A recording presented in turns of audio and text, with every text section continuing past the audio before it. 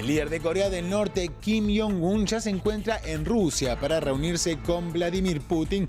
La ciudad de Vladivostok será el escenario del primer encuentro entre los líderes, en el que se espera que aborden el programa nuclear de Pyongyang. Aumenta la cifra de muertos en Sri Lanka tras los ataques a iglesias y hoteles registrados durante el domingo de Pascua. Hasta el momento hay cerca de 60 detenidos por los hechos perpetrados por el autodenominado Estado Islámico y la investigación continúa abierta. Y hoy se cumplen 104 años del genocidio armenio y por primera vez Francia lo conmemora con un día nacional en una polémica decisión que despertó el enojo de Turquía, dado que Ankara reconoce la violencia pero rechaza el número de víctimas. Muy buenos días, bienvenidos a las noticias de France 24. Muchísimas gracias por acompañarnos. Mi nombre es Santiago Aristía y estas son las noticias. El líder de Corea del Norte, Kim Jong-un, llegó a la ciudad rusa de Vladivostok para su primer encuentro con el presidente ruso Vladimir Putin. Los líderes se reunían este 25 de abril para discutir temas como el enfrentamiento internacional sobre el programa nuclear de Pyongyang, y esto tras la fallida cumbre de Kim Jong-un con el presidente estadounidense Donald Trump, que se realizó en la capital vietnamita. La visita del norcoreano busca además impulsar las relaciones con el Kremlin y lograr el apoyo ruso, mientras los diálogos con Washington se encuentran estancados. Los detalles los tiene Andrés Mesa Muñoz. La ciudad rusa de Vladivostok se prepara para ser el nuevo escenario donde se discutirá el programa nuclear de Corea del Norte a través de medios diplomáticos y políticos. El presidente del Partido Popular de Corea del Norte y líder supremo de nuestra nación, Kim Jong-un, visitará Rusia por invitación del presidente Vladimir Putin. Durante el encuentro habrá una cumbre. Se trata de la primera reunión entre los dos líderes y se produce casi 2 meses después de la cumbre entre Kim Jong-un y el presidente estadounidense Donald Trump en Vietnam, que terminó de manera abrupta. Después del fracaso de la cumbre de Hanoi, Rusia puede desempeñar un papel para servir, bueno, no como mediador.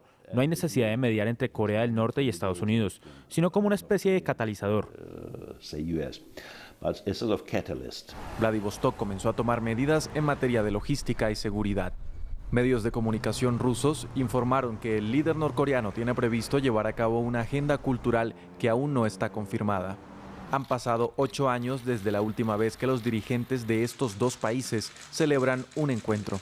En 2011, Kim Jong-il viajó a Rusia para reunirse con el entonces presidente Dmitry Medvedev. Y en otras noticias, en Sri Lanka el número de muertos tras los ataques registrados durante el domingo de Pascua sube a 359. Así lo informaron fuentes oficiales, que sospechan además que podría haber nuevos ataques. Hasta el momento 60 personas fueron detenidas y también interrogadas, pero continúa la búsqueda de pruebas para conocer a los responsables de los atentados, que fueron reivindicados por el autodenominado Estado Islámico, y los detalles los tiene Tatiana Suárez. Los mortales ataques dentro de iglesias y hoteles durante el domingo de Pascua pudieron haberse evitado. Así lo informó el gobierno de Sri Lanka. Definitivamente hubo un lapso de inteligencia y el gobierno tiene que asumir la responsabilidad. Porque desafortunadamente, si el intercambio de la información de inteligencia se hubiera dado a las personas adecuadas, creo que al menos esto podría haberse evitado o se podría haber minimizado lo que sucedió. Al menos 60 personas de origen srilanqués han sido detenidas. Las autoridades aseguran que tras las investigaciones los ataques fueron ejecutados por terroristas suicidas, de los cuales ya han sido identificados 8 de los 9 presuntos atacantes.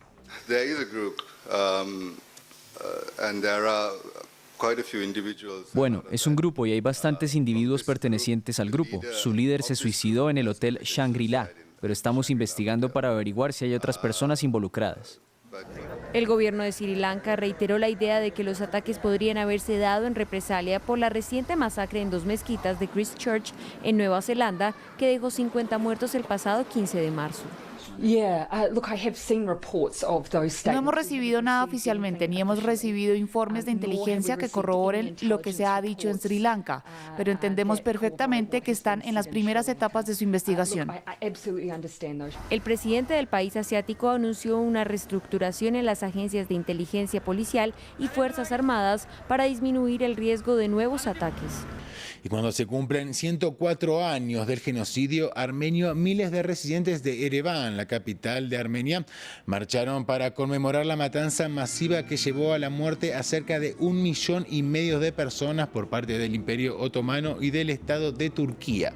Durante la Primera Guerra Mundial, desde 1915 y durante años, la gran mayoría de la población armenia fue sujeta a deportaciones, expropiaciones, secuestros, torturas, masacres e inanición, y fue además forzosamente removida de sus territorios. Y hoy se celebra por primera vez en Francia el Día Nacional de Conmemoración del Genocidio Armenio. El presidente Emmanuel Macron anunció esta decisión en el mes de febrero, desatando de esta manera la ira de Turquía. Y es que Ankara reconoce la violencia que tuvo lugar a partir de 1915, pero rechaza el número de personas fallecidas y niega que los asesinatos hayan sido organizados sistemáticamente. Los detalles en el siguiente informe. Fue parte de la promesa de campaña del presidente Macron para 2017, crear un día anual en Francia para conmemorar el genocidio armenio. A principios de este año, hablando con la comunidad armenia en una cena en París, el presidente francés confirmó su promesa. Desde 1915, Francia ha llamado al genocidio por lo que era, un crimen contra la humanidad y la civilización. Así como me comprometí, en las próximas semanas haremos del 24 de abril un Día Nacional de Conmemoración del Genocidio Armenio. La comunidad armenia en Francia es la tercera más grande fuera de ese país. Turquía ha condenado la decisión de Francia. El gobierno turco acusó a Macron de convertir los eventos históricos en material político para ganar votos. La única razón para esta decisión es el populismo. Y desafortunadamente, su presidente ha sido derrotado por este populismo. Francia es el peor país para darnos una conferencia sobre el genocidio. Francia debería mirar su propia historia oscura y dejar de sermonear a Turquía. El asesinato de alrededor de 1,5 millones de armenios por los turcos otomanos durante la Primera Guerra Mundial sigue siendo un tema muy delicado.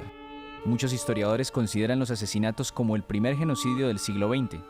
Más de 20 países, incluida Francia, han reconocido formalmente el genocidio contra los armenios. Pero Turquía rechaza el término genocidio, argumentando que los que murieron fueron víctimas de la guerra civil. Reino Unido, Estados Unidos e Israel tampoco usan esa palabra para referirse a la histórica violencia en Armenia. A continuación, otras noticias destacadas al momento en France 24. La justicia brasileña redujo la pena del expresidente Luis Ignacio Lula da Silva. El exmandatario, que cumplía una pena de 12 años por cargos de corrupción, vio reducida su condena a 8 años y 10 meses en un fallo que le podría permitir entonces beneficiarse de un eventual régimen semiabierto de prisión. En Hong Kong fueron condenados a 16 meses de cárcel 2 activistas de la denominada Revolución de los Paraguas, que en el año 2014 movilizó a miles de personas para demandar elecciones libres, mayor democracia y reformas políticas. Los líderes sociales fueron acusados de incitación, conspiración y alteración del orden público. Y en Myanmar, el deslave en una mina dejó cerca de 50 personas desaparecidas y se cree que puedan estar muertas bajo los escombros. Los trabajadores de 2 compañías mineras, junto a decenas de máquinas y vehículos, quedaron atrapados cuando una gran pila de desechos colapsó. Por su parte, el Ministerio de Información de Myanmar confirmó que faltan unos 54 trabajadores. Y avanzamos en France 24 con noticias del continente europeo, y para eso vamos a España, porque allí los 4 principales candidatos para las elecciones generales del próximo 28 de abril volvieron a verse las caras en un segundo debate televisivo. Al igual que el de la noche anterior, estuvo marcado por un acalorado tono y por fuertes cruces, y también abordaron temas como el empleo, los impuestos y el independentismo catalán, entre otros. Y desde Madrid, Elise Gasngel, corresponsal de France 24, nos reportaba detalles acerca de este nuevo debate televisado. Escuchemos.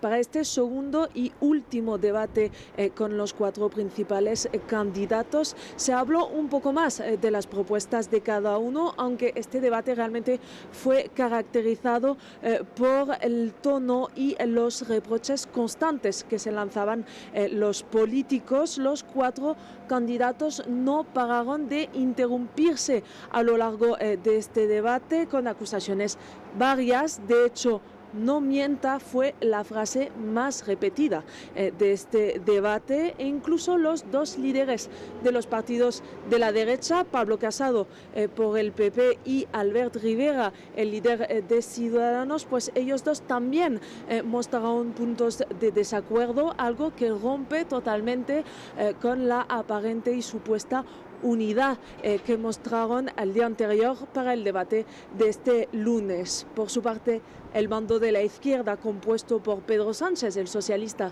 y Pablo Iglesias, el líder de Unidas Podemos, de la izquierda radical, pues este bloque se mostró cada vez más sólido, e incluso en sus diferencias políticas los 2 líderes mostraron voluntad de acuerdo. Y noticias de América Latina: a casi 8 años de la construcción de la primera ciudad socialista en Venezuela, sus habitantes pasan vicisitudes por no tener suficientes alimentos ni tampoco empleos, agua ni transporte. Lo que fue el sueño de Hugo Chávez de crear un complejo habitacional con todos los bienes y servicios no pudo ser concretado por el gobierno de Nicolás Maduro, y nuestra corresponsal en Caracas visitó Ciudad Caribia, en las montañas a unos 22 kilómetros de la capital. Conozcamos la historia. Es día de entrega de la bolsa de comida en la ciudad socialista Caribia. Roberto Garcés, líder comunal, monitorea que los habitantes estén recibiendo los alimentos. Antes se podían tomar de los anaqueles, ahora no hay suficiente para las más de 3.000 familias que viven allí. Como en el resto de Venezuela, la crisis es muy dura. Porque no están llegando como la cantidad que requerimos, pues. Para nadie es un secreto, les repito, que dentro de ese bloqueo económico que hay en el país, disminuyó pues la cantidad de alimentos que entraban antes a lo que está entrando ahora, pues. Ciudad Caribia es el primer distrito de desarrollo de 14 que existen en el país.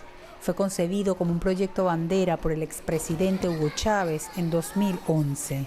La idea era construir una solución integral de viviendas con todos los servicios al alcance de la mano. Un sueño no cumplido. El fallecimiento del comandante Chávez, con esta guerra económica que se ha desatado, ¿verdad?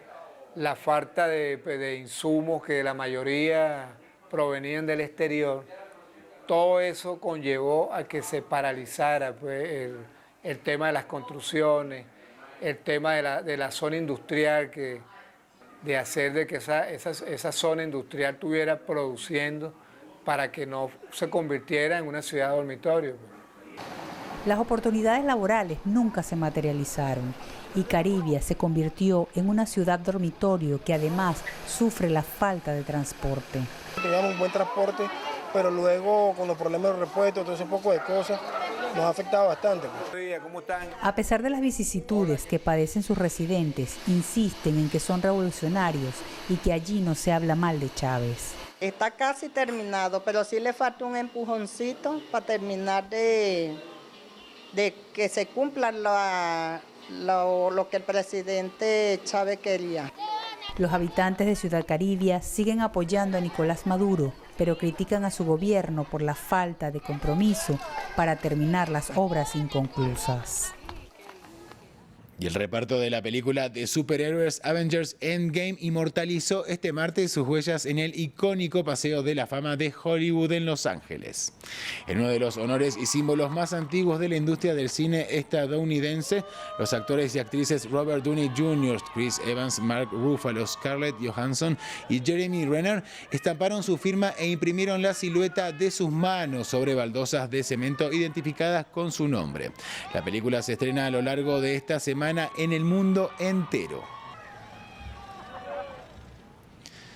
Y antes de despedirnos, los invitamos a continuar informándose en france24.com. Allí podrán acceder a las últimas noticias de América Latina y del mundo, como se puede ver en la portada, que se cumplen 104 años del genocidio armenio, una conmemoración polémica, por lo que le adelantábamos de la celebración del Día Nacional en Francia, y allí también podrán acceder a los programas especiales de France 24. De esta manera nos despedimos, pero sigan informándose en el resto de nuestra programación y, como les decíamos, en france24.com.